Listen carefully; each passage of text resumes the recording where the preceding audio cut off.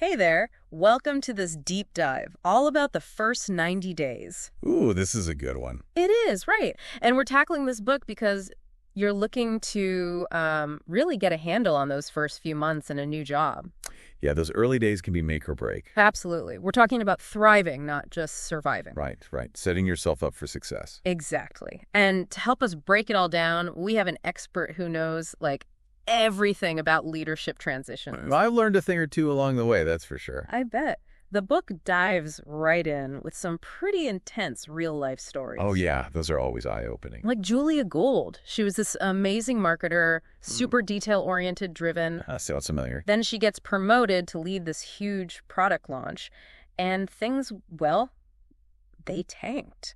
It's so easy to fall back on what worked before. But leading a team, that's different. Totally. She was too controlling, micromanaging. And the team felt stifled, couldn't do their best work. Ouch, right. It didn't end well. And then you have Chris Hadley. He jumps into a quality assurance role at a software company. Oh, software, always changing. All about taking action, right? Revamping processes, pushing for change. But he didn't take time to learn the ropes first. The classic action imperative trap. Got to slow down, understand the landscape before you start shaking things up. So true. He stepped on toes, ruffled feathers. It backfired big time. Those early wins are crucial. You got to build credibility, show you're not just there to disrupt things. Yeah, the first 90 days makes it clear. Those early days can make or break you. The book uses this great analogy. It's like a transplant organ. You got to adapt quickly or you'll be rejected. Wow, that's intense. But accurate. So how do we avoid becoming that rejected organ? Well, there's this concept of the break-even point. Yeah. That's when you go from costing the company money to actually delivering value. Okay, makes sense. The sooner you hit that point, the better. Exactly. And the cool thing is, the book's approach, the research shows, it can shorten that break-even time, like by a lot. Seriously? By how much? 40%. That's a big deal. Yeah, that's huge. Okay, so we know time is of the essence, but there's no one-size-fits-all approach, right? The first 90 days doesn't give you a cookie-cutter solution. It introduces this thing called the STARS model. Stars. Okay, tell me more. It helps you figure out what type of transition you're facing. Are you starting something brand new, turning around a failing division, dealing with rapid growth? Interesting. So it's like different situations need different leadership styles. Exactly. You wouldn't lead a team in crisis the same way you'd lead a team that's already high-performing. And the book acknowledges you might be dealing with multiple star situations at once. Oh, for sure. You could be managing a steady team, but also launching a new product line. It's like juggling. Multiple stars scenarios playing out. Yeah. So how does the stars model work in the real world? Well, let's say you're brought in to turn things around. Business is struggling. Morale is low. You need a hero. Exactly. You got to be decisive, make bold moves. That's a heroic leadership style. Makes sense. But what if you're joining a successful company? One that just needs a little nudge in a new direction. Then you'd be more of a steward, more collaborative, building consensus, guiding the ship, So it's not always about being the big dramatic hero. Sometimes the less dramatic situations are trickier. Those subtle realignments, those can be really challenging. And how you measure success is different too, right? Absolutely. Turn around, it's clear. Did you stop the bleeding? But with a realignment, it's more about those subtle course corrections, making things better for the long haul. Gotcha. So you figured out your stars situation, but now you have to figure out how to work with your new boss. Oh, that's critical. Yep. That relationship can make or break you. The book lays out this 5 conversations framework to help with that. It's about having these really important conversations with your boss about the situation, expectations, style, resources you need, personal development. It's about making sure you and your boss are on the same page from the start. And it all ties back to that STARS model. Right. Because you need to understand how your boss sees the situation, what their priorities are. Exactly. That's going to shape everything from what resources you need to what kind of early wins you should be targeting. Okay. All this makes sense. But those conversations, especially as the newbie, they can be a little intimidating. You're essentially negotiating with someone who has a lot of power over you. It's true. But remember, they hired you for a reason. Yeah. They want you to succeed. Right. Be prepared, be clear about what you need, and don't be afraid to advocate for yourself. Okay, good advice. Speaking of success, the book emphasizes getting those early wins. Oh, yeah, that's how you build momentum. Yeah. Show everyone what you're capable of. They tell the story of Alana Lee. She was brought in to fix a struggling customer service department. She had great ideas about empowering employees, creating a more collaborative culture. Sounds like a good plan. It was, but it didn't go as well as she hoped. She focused so much on process and communication, she didn't get those quick, visible wins. People need to see results, tangible proof that things are changing for the better. Yeah. It's a reminder that even with good intentions, you need those wins to build credibility. And those wins should align with your boss's priorities. Totally. The book goes deep on how to identify and secure those wins. Connecting with people across the organization, figuring out where you can make the biggest impact quickly. It's about being strategic. But you can't just come in swinging for the fences, right? No. Yeah. You got to understand the culture, the power dynamics. Who are the influencers? What are the unspoken rules? Right. It's about finding that balance between adapting to the culture and trying to change it. A tricky balance, for sure. And then there's this whole idea of organizational alignment, making sure all the pieces fit together. Hannah Jaffe's story illustrates this perfectly. She was hired to fix a dysfunctional executive team. Classic. Yeah. New leader comes in to fix the problem, people. Exactly. But she realized the problem wasn't the people, it was the structure of the organization itself. It just wasn't aligned with the strategy. Like trying to build a skyscraper on a foundation meant for a bungalow. You need the right foundation for the job. Love that analogy. The book breaks down organizational alignment really well. You've got your strategy, your structure, your processes, and the skills of your people. All those pieces have to work together. And of course, you can't forget about building a strong team. The team. So important. The book talks about common traps new leaders fall into, like waiting too long to make changes, avoiding tough conversations. Oh, those are tough ones to face. Or being afraid to delegate. So many ways to mess it up. Liam's story is a great example of how to do it right. He inherited this team with a mix of high performers and some who, well, weren't quite up to par. And he didn't shy away from making changes. He assessed his team, figured out who had the right stuff, and made strategic moves. Promotions, some tough decisions about letting people go. It's about building a team that can execute, that can deliver. Absolutely. The book has some good frameworks for assessing your team, figuring out who's critical, who has the right experience. You have to get the right people in the right roles. And then you have to communicate your vision, your expectations. Right, make sure everyone's on the same page. Now let's talk about those situations where you need to influence people outside your immediate team. Yes. Navigating the larger organization. That can be a minefield.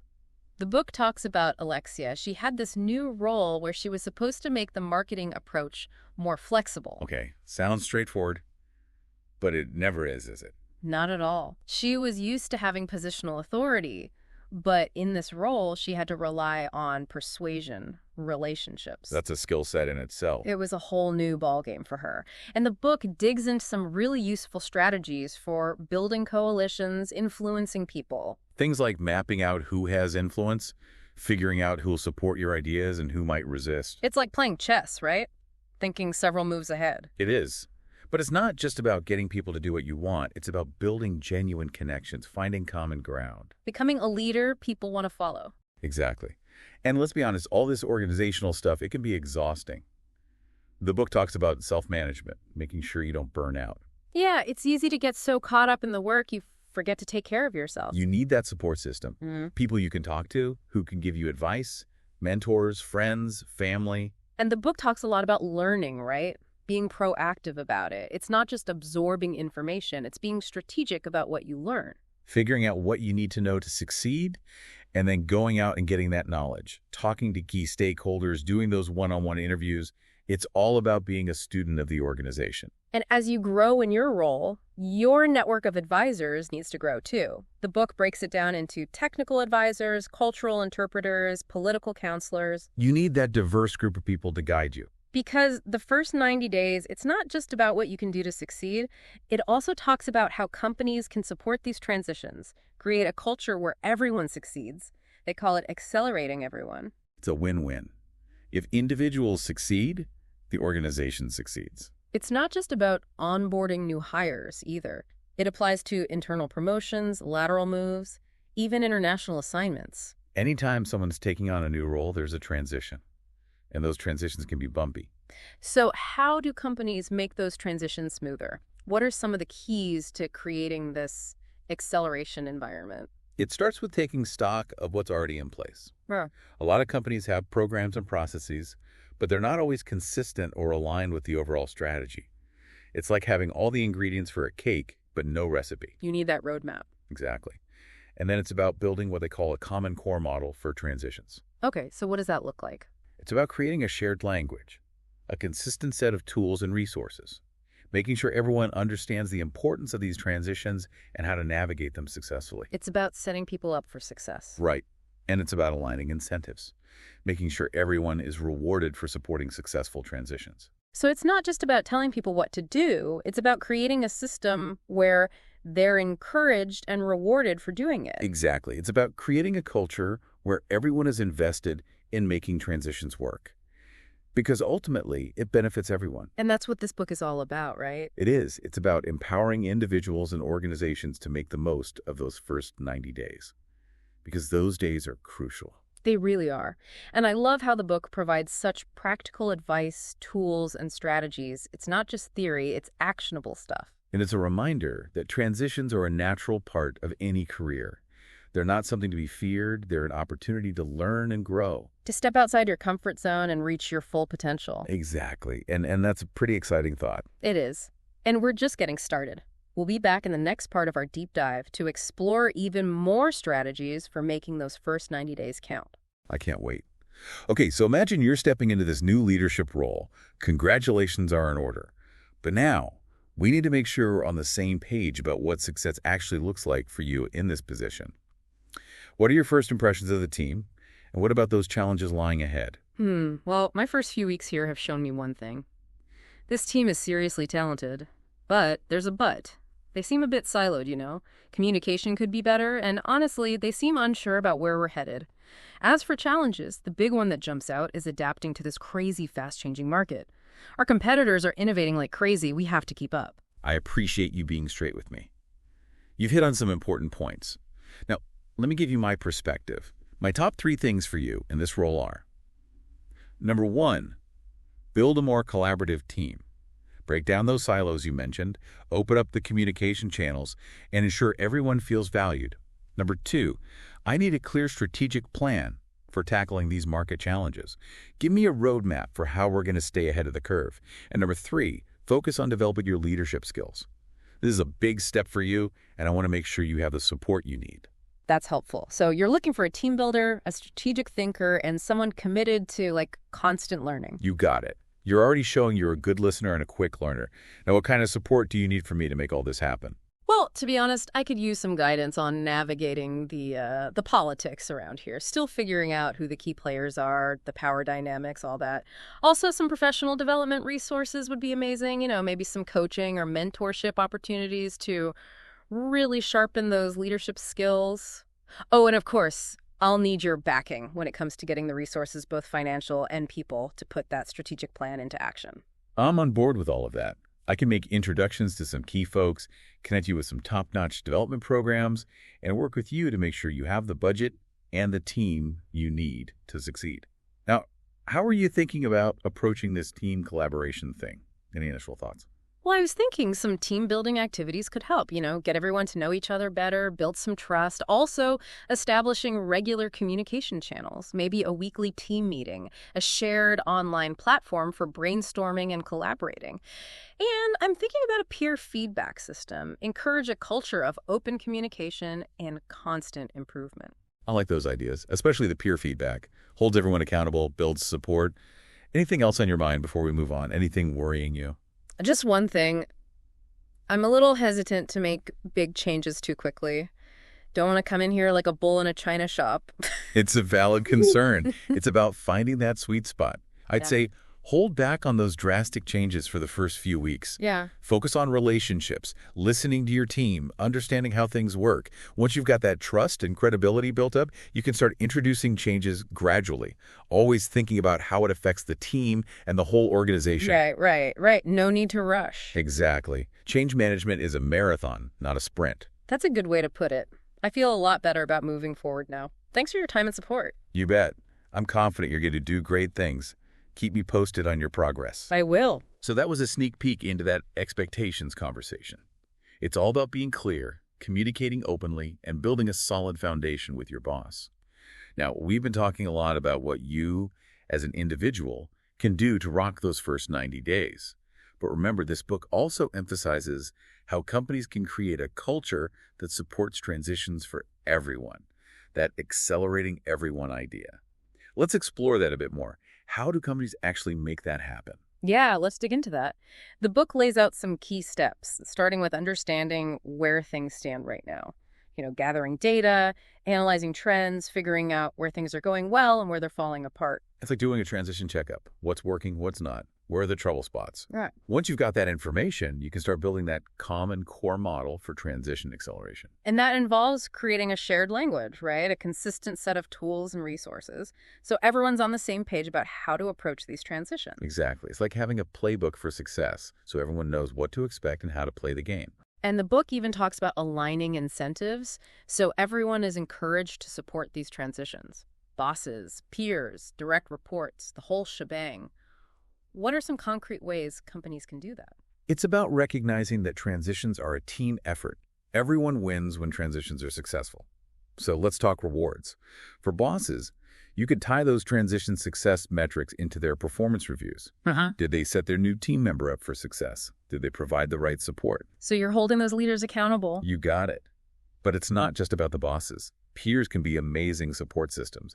Companies can recognize and reward those who go the extra mile to mentor, share knowledge, and help those new folks integrate. Makes sense. Create a system where supporting transitions is valued and recognized. Now, I'm curious about those folks who just resist change. Every organization has them.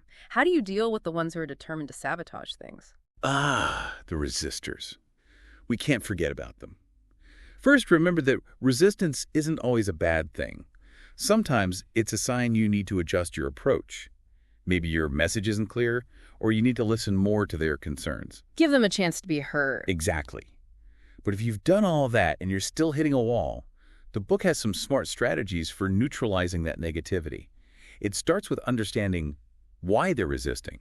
What are they afraid of? What are their concerns? It's about figuring out what's behind the resistance. Right. Once you know what's driving them, you can address those issues directly. So it's about empathy, not just forcing people to get on board. Exactly. Sometimes it's as simple as giving them more information, reassuring them, or finding ways to involve them in the process. Sometimes you can appeal to their self-interest, highlight the benefits of change, or simply show them you're a leader worth following. Show them you're the real deal.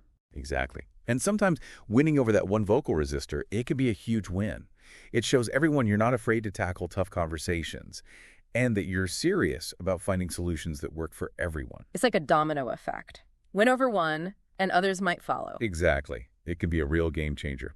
So, as we've been diving deep into the first 90 days, what stood out to you? What's that one piece of wisdom you'll take with you into your next leadership role? Ooh, that's a tough one. There are so many great takeaways, but if I had to pick just one, it would be the emphasis on learning. Transitions are such a prime time to learn new things, challenge your assumptions, and become a better leader. It's about being open to new experiences, right? Yeah. Approaching everything with a fresh perspective. Exactly. Being curious, asking questions, seeking feedback. It's like instead of seeing a transition as a test you have to pass, it's an adventure. I love that. An adventure with its own set of challenges and surprises, but also incredible opportunities for growth. And with the right mindset and the right tools, those challenges become stepping stones, right? You come out the other side stronger and more confident. Exactly. And that's what the first 90 days is all about. It's about giving leaders the knowledge and the confidence to not only survive transitions, but to absolutely crush them. To use them as a launch pad for achieving their full potential. Couldn't have said it better myself. Okay, so let's talk about those predictable surprises that can trip up even the most prepared leaders. We've mentioned them briefly, but I think they deserve a deeper dive. Agreed. These are those hidden risks and challenges that can really throw you off course, even though, as we've said, they're not actually surprises. Right. They're often things people knew about or at least had a hunch about but chose to sweep under the rug, hoping they'd just vanish on their own. Like sticking your head in the sand during a hurricane. It's not going to end well. Not a good strategy. So how do we identify those predictable surprises? The book has some advice for that, right? It does. One of the most effective strategies is to tap into the collective wisdom of those who've been there, done that. Talk to folks who've held similar positions in the company. Interview those key stakeholders. Dig into past performance data. You'll be surprised how much valuable intel is just waiting to be discovered. It's like detective work, uncovering clues and piecing together the puzzle. Exactly. And don't just look for the good stuff. Seek out the negatives, the challenges, the things people might be hesitant to talk about. Embrace the ugly truth. Sometimes it's the ugly truth that saves the day. It's much better to uncover those hidden risks early on while you still have time to deal with them. So let's say we've identified those predictable surprises. What's next? How do we mitigate them? The book provides a framework for developing action plans, and the key is to be smart about it. Specific, measurable, achievable, relevant, and time-bound. You need a clear plan of attack, outlining exactly what needs to be done, who's responsible, and when it needs to happen. Okay, so it's about translating awareness into action. Exactly. And keep in mind that mitigating these predictable surprises is an ongoing process. As you gather more information and get more experience, you'll probably need to adjust your plans along the way. It's about being flexible, adapting to the situation. Absolutely. Now, let's zero in on a specific type of predictable surprise that often trips up new leaders. Those cultural landmines. Every organization has its own unique culture, its own unspoken rules and norms. If you're not aware of them, you can easily step on one and boom, your credibility takes a hit. It's like navigating a minefield in the dark. You got it. So how can leaders avoid these landmines? The book suggests connecting with those cultural interpreters we discussed earlier. You know, the folks who have a deep understanding of the company's history, values, the way things really work. They're like your cultural guides. They can give you insights you won't find in any company handbook or org chart. They can help you decode the communication style, the power dynamics, those unwritten rules of engagement. Exactly. They'll help you navigate the cultural landscape and avoid those potentially explosive situations. And it's not just about avoiding landmines, it's also about leveraging the existing culture, right? Finding those strengths and building on them. Absolutely. Every culture has its pluses and minuses. Yeah. The trick is to identify those strengths and utilize them while minimizing the negative impacts of the weaknesses. So work with the culture, not against it. Well put. Now, let's shift gears a bit and delve into the world of relationships. We've touched on it throughout our discussion, but I think it deserves some dedicated attention. Agreed. Relationships are at the core of successful leadership. You can have the most brilliant strategy, but without strong relationships, it's going nowhere. Couldn't agree more. Building those connections takes time, effort, and a genuine willingness to connect with people on a personal level. It's not just about networking. It's about building genuine, authentic relationships. Exactly. And it all begins with understanding yourself, your strengths, your weaknesses, how you interact with others. Are you naturally outgoing or more reserved? Are you a good listener? Are you empathetic? Can you build trust easily? It's about that self-awareness, right? Figuring out where you need to grow. Right. Once you know your own tendencies, you can build relationships in a way that feels authentic to you. If you're more introverted, you might have to push yourself to be more social, to initiate those conversations. But do it in a way that feels genuine, not like you're forcing it. Exactly. And remember, it's a two-way street. It's not just about what you can gain from others. It's about what you bring to the table. Are you helpful? Are you supportive? Are you someone people can trust? It's about being a good colleague, a good friend, a good person, period. Well said. So let's talk strategy. What are some practical tips for building and managing relationships, especially during those crucial first 90 days? One of the most important things is to identify your key stakeholders. These are the people who have a vested interest in your success or failure. That could be your boss, your team, key clients, even competitors, anyone who's impacted by your work. Exactly. Once you've got your stakeholder list, you need a game plan. What do they need from you? What information do they need to be successful? How can you build trust with them? It's about seeing things from their perspective, understanding their priorities, and what they're worried about. And it's about good communication, listening actively, showing them you value their input. Building bridges, not walls. Love it. Another key is being proactive about networking. Don't wait for opportunities to fall into your lap. Get out there and create them. Attend industry events, join professional groups, set up coffee chats. It's about expanding your network, building connections that can benefit you both professionally and personally. Absolutely. And networking isn't just about collecting business cards. It's about making genuine connections. Be interested in people, ask questions, share your own experiences, and follow up. Build those mutually beneficial relationships. Exactly. And those relationships can be lifesavers during a transition. They'll give you support, advice, information, and maybe even a shoulder to cry on when things get rough. So it's clear. Building and managing relationships isn't just a nice bonus, it's a core skill for any leader, especially when you're navigating a transition. I could agree more. And that brings us to another critical aspect of those first 90 days, managing your time and energy. Transitions are demanding, both physically and emotionally. If you're not careful, burnout city. It's like trying to run a marathon without any training or pacing. Perfect analogy. So how do you avoid that burnout trap? The book suggests starting with clear priorities. Focus on those mission-critical tasks and delegate or push aside everything else. It's easy to feel overwhelmed in a new role. But remember, you don't have to do it all yourself.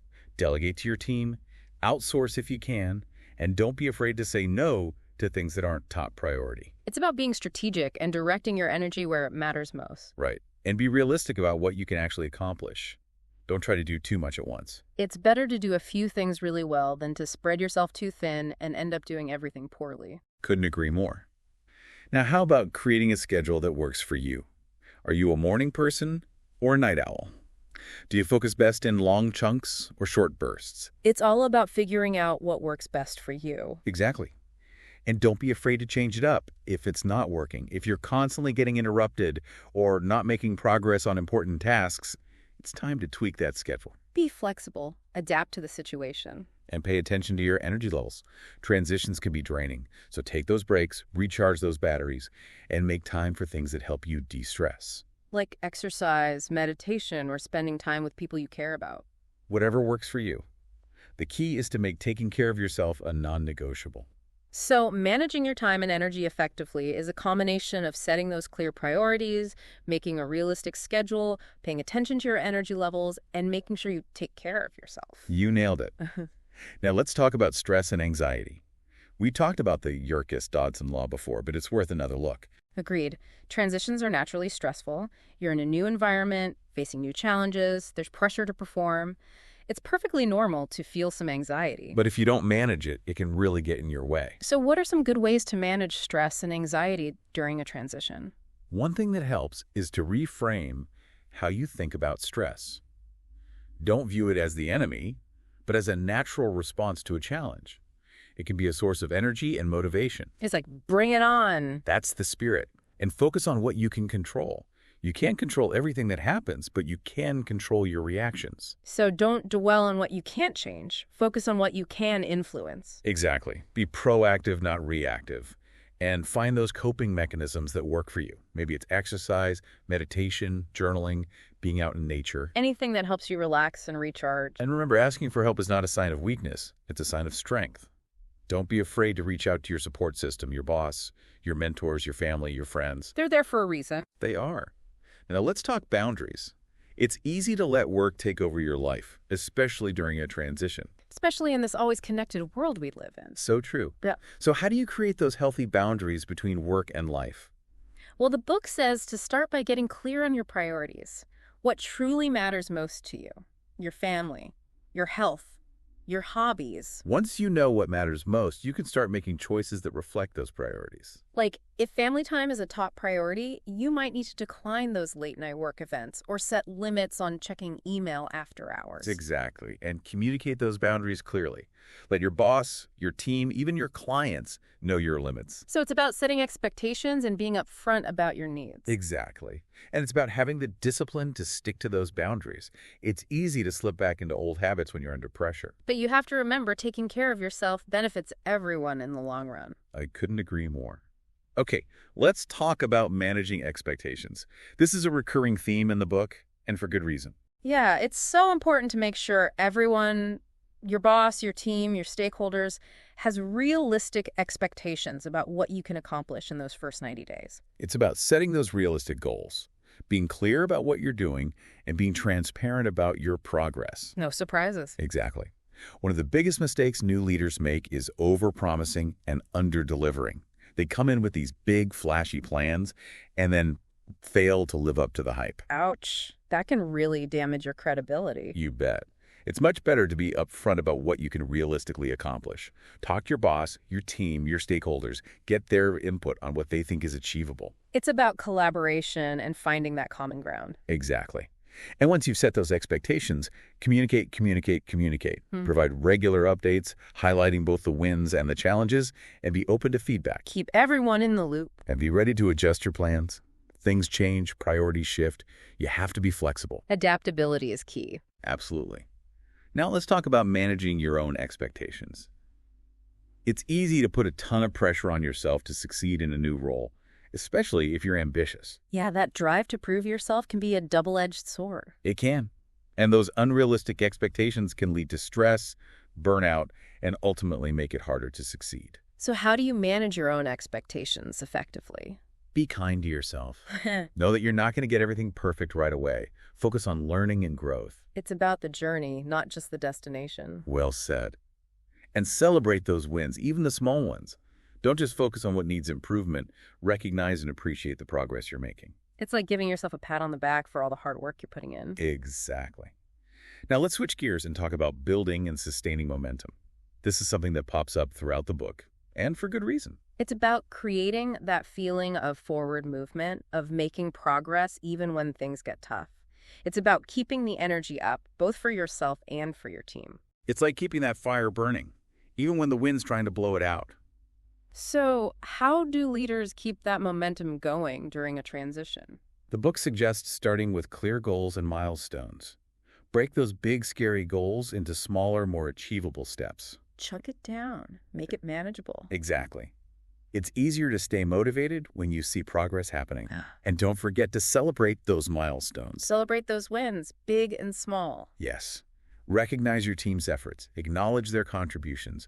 Makes them feel valued. It's about that positive reinforcement, that shared sense of accomplishment. And communication is key. Keep your team informed about what's happening, both the good and the bad. Transparency is so important. Absolutely. And be passionate about your vision.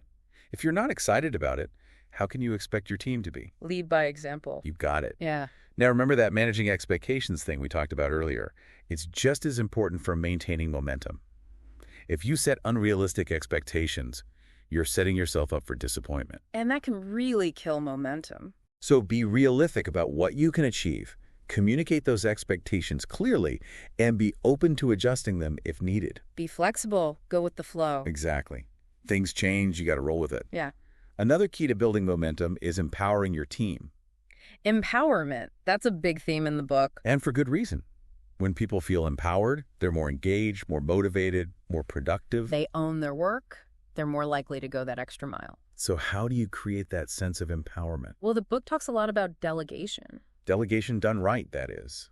It's not just about dumping tasks on people. It's about giving them real responsibility, the authority to make decisions. Give them the space to grow and develop. Exactly.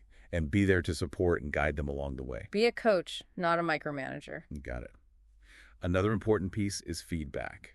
We've talked about feedback before, but it's always worth revisiting. Absolutely. Feedback is crucial for growth. It helps people understand their strengths and where they can improve. And it's important to give both positive and negative feedback. Don't just focus on the negatives, celebrate the wins, too. Exactly. And create a sense of ownership. Make people feel like they have a real stake in the outcome. Like they're part of something bigger than themselves. Exactly. When people feel like they're owners, they're more invested in success, both for the team and the organization. They're more likely to put in that extra effort, go the extra mile. So, to sum it up, building and sustaining momentum is a combination of setting clear goals, communication, managing expectations, empowering your team, and creating a culture where people feel appreciated for their hard work. It's about keeping that energy high, keeping the team focused, and making steady progress. Well said. Now let's talk about change. Change is a constant, especially during a transition. New leaders are often brought in to shake things up, right? Implement new strategies, push for innovation. And that means change, like it or not. And if you don't handle it well, it can create chaos, resistance, even failure. It's a recipe for disaster. So how do you manage change effectively? The book talks about understanding the stages of change.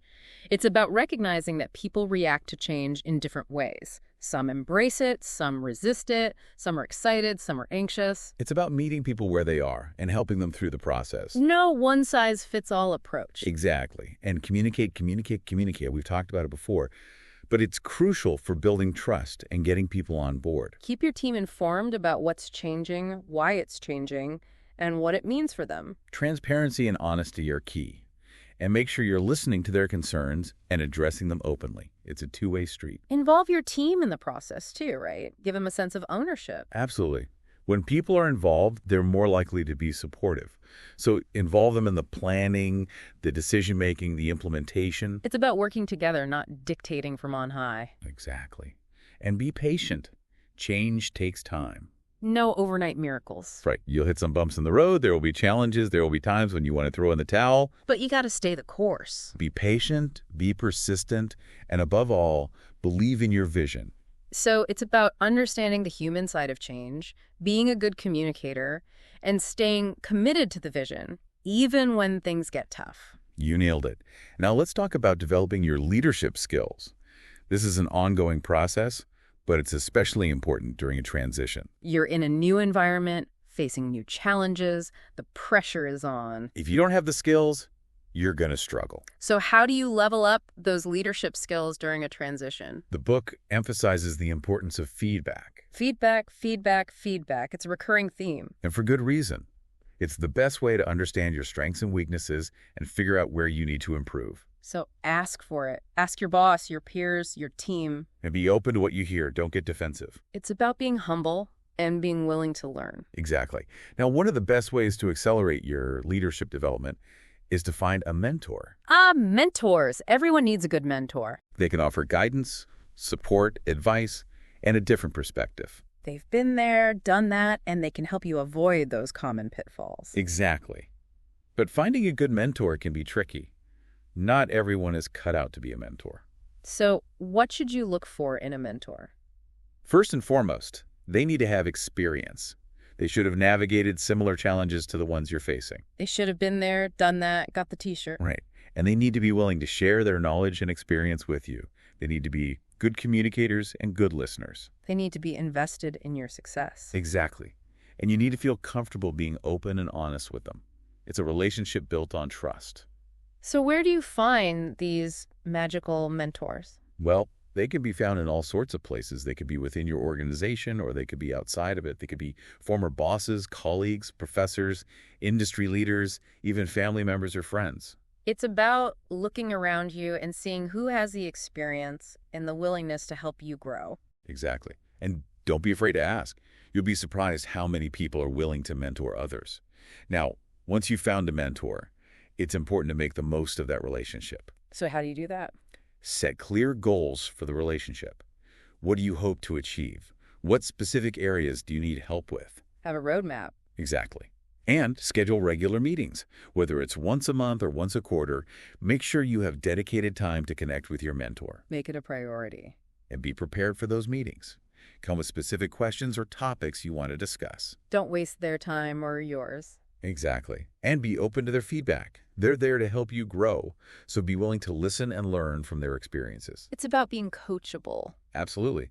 And remember, mentorship is a two-way street. Find ways to give back to your mentor. Share your own experiences and insights. Offer to help them with something. Make it a mutually beneficial relationship. Exactly. Now, in addition to finding a mentor, the book also recommends joining a peer group.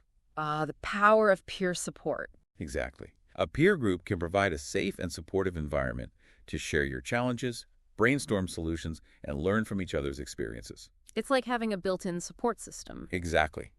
And it can be incredibly helpful during a transition.